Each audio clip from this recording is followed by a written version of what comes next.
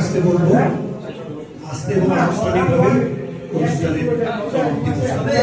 এই অনুষ্ঠানটা এত মনোগ্রাহী হয়েছে কি বলবো। সবাইকে অসংখ্য ধন্যবাদ।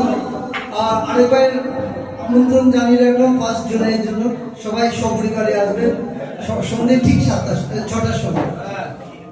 একটা দারুণ সন্ধ্যা আমাদের কাটলো। আজকে এখানে যে আমরা আসলাম শুধু গান শুনতে আসিনি, আমরা এসেছি সবার সাথে নিজেদের মনে এবং অন্তরের ভাবনার আদান প্রদান। আমাদের যারা গান গাইল তারা কিন্তু পেশাগত ভাবে কেউই গায়ক নয়, কিন্তু তারা অনেক গায়কের থেকে বেশি ভালো গান গেয়েছে।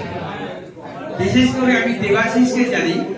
দেবাশিস আমার আত্মীয়, আমার পারিবারিক দিক থেকে আমার আত্মীয়, এবং ওকে আমি প্রথম থেকে যেভাবে দেখেছি, আজকে তার থেকে হয়তো একটু কম শুনেছিল, কিন্তু আগে সাংঘাতিক গাইত।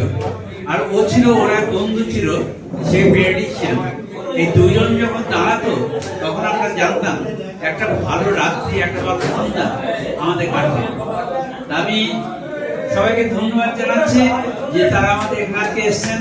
আজকে এই গানের সাথে সাথে যারা সংগত করেছেন তাদের সবাইকে ধন্যবাদ।